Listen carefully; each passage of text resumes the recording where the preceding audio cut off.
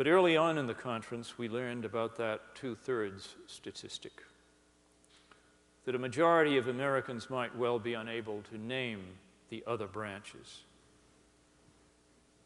And with that, we learned that the root problem we had to face about judicial independence was not attacks and pressures on the judges. We learned from the 2/3 statistic that the fundamental problem was a public majority unaware of the very structure of government. And that was a condition with some obvious implications and some obviously worrisome ones. Consider some of them with me for a moment.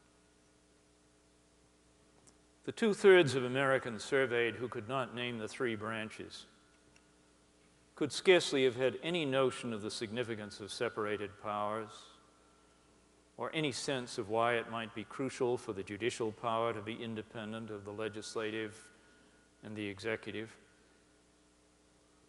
If most of the American people lacked a clear conception of how the responsibility of the judiciary differs from the obligations of the executive and legislative, then it would surely make very little sense to them to argue that the judiciary should be valued a different way from the branches that are meant to be as responsive to the electorate as a road agent in a New Hampshire town.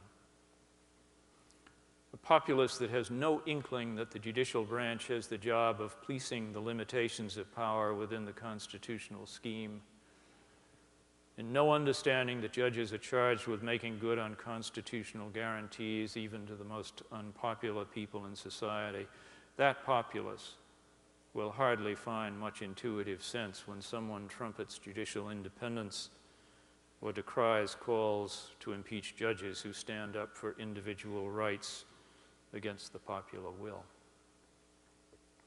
Without some idea of separation of powers, limitations of power, and the need to enforce those limits, the idea of judicial independence must be practically meaningless.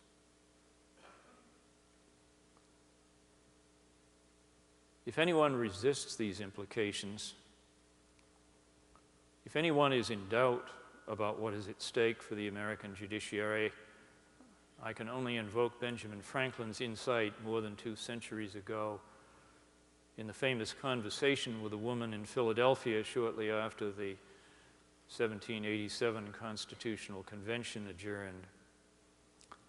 She is said to have asked him what kind of government the proposed Constitution would give us, a monarchy or a republic. And as probably everyone in this room knows, Franklin answered that it would be a republic if you can keep it.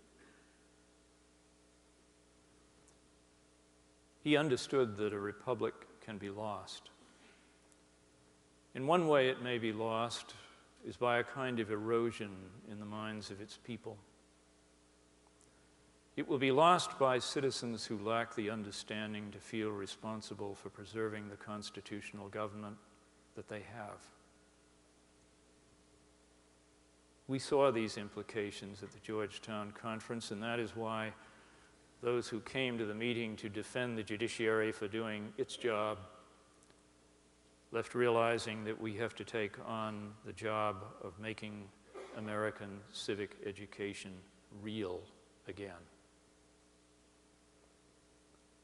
We cannot stand up for the judiciary by leaving 2/3 of America ignorant that there are 3 branches. And we left that conference knowing that we have to revive the basic civic knowledge that once came naturally to a teenage boy in a small town.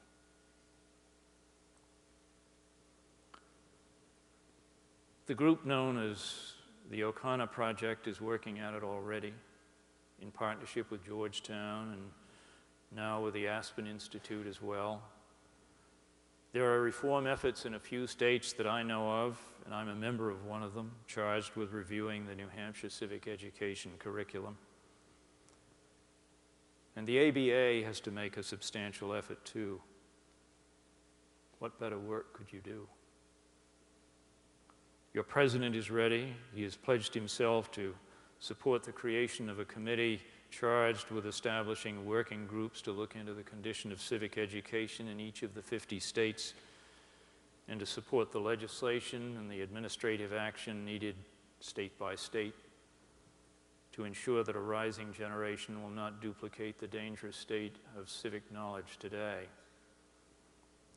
And I ask you to make this effort a powerful one and to take a part in it, every one of you, in every way that you can.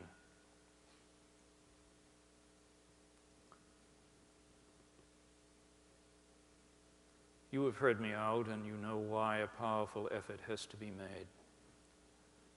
But let me sum up in the words of another judge, a judge who made the most perfect summation of the need for an independent judicial branch that I have ever heard.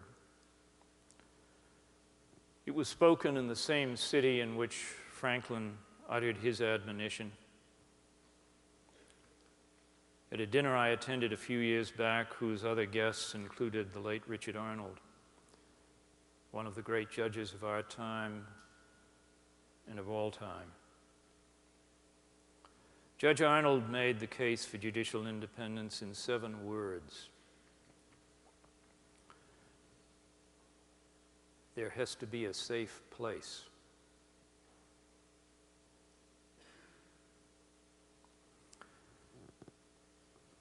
That is why citizens must be instructed in their government, to be able to understand why that place has to be preserved and passed along. That is why civic education has to be raised to a new power, and why every one of us in this room has to see to it that civic understanding becomes a birthright of every American. That is why we have to get to work,